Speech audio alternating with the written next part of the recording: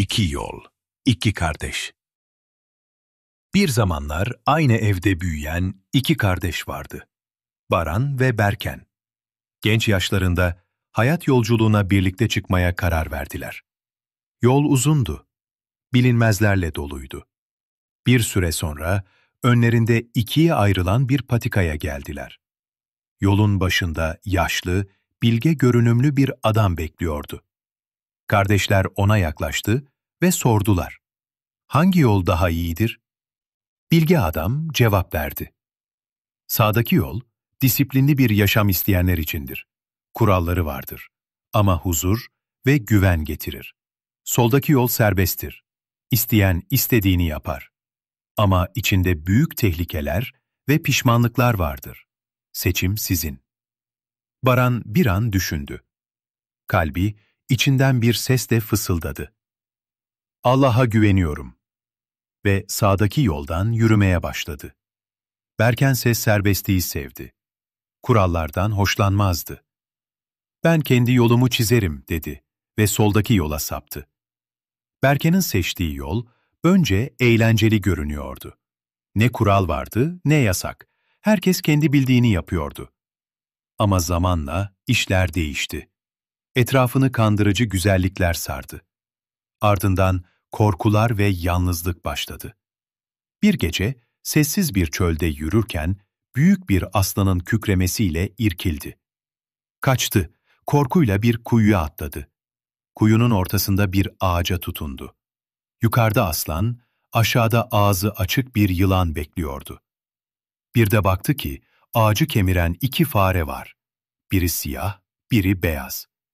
Zamanı tüketen gece ve gündüz gibi.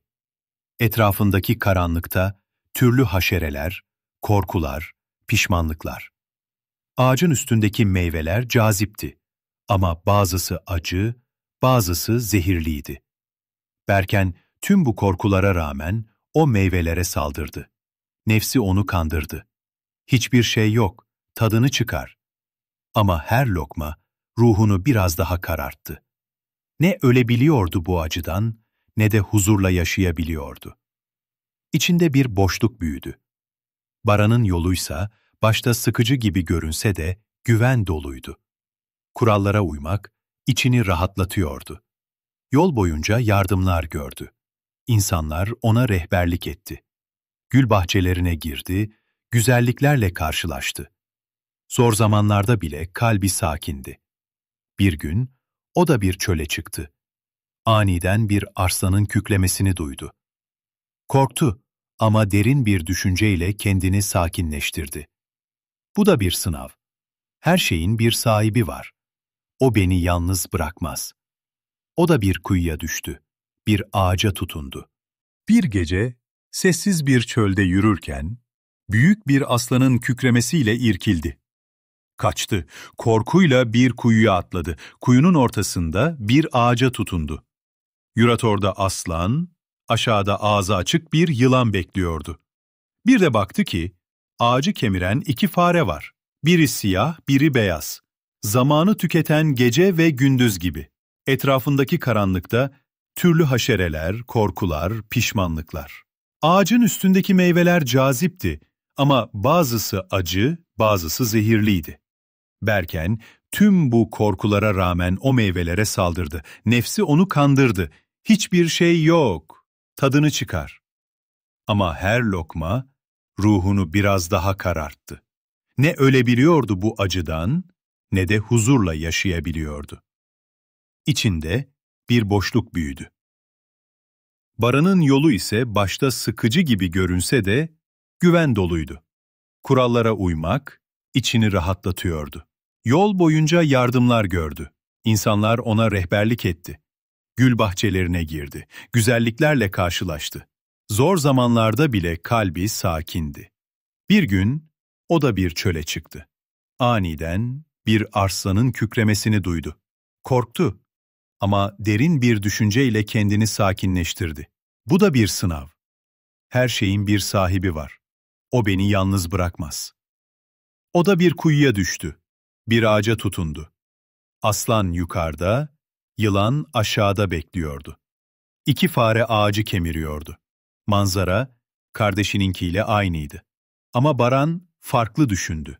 Bütün bu olaylar rastgele olamaz. Bir düzen var. Belki bu, beni, yaratıcımı tanımam için kurulan bir sahne. Kuyudaki meyveleri görünce hayran kaldı. Ama yemedi. Bunlar numune olmalı. Gerçek ziyafet başka bir yerde dedi. Sonra içtenlikle dua etti. Ey bu alemin sahibi! Sana sığınıyorum. Sana ulaşmak istiyorum. Tam o anda kuyu duvarı yarıldı. Işıkla dolu bir kapı açıldı. Arslan bir at şekline büründü. Yılan bir yol bekçisi oldu. Baran'ı güzel bir bahçeye davet ettiler. Orası tarifsiz bir huzur yeri, rahmet ve ikram yurduydu. Ey dost! Bu iki kardeşin hikayesine iyi bak. Birisi nefsiyle hareket etti. Hayatı kendine cehennem etti. Diğeri aklıyla, kalbiyle yol aldı. Sabırla, güvenle yürüdü. Onun sonu selamet oldu.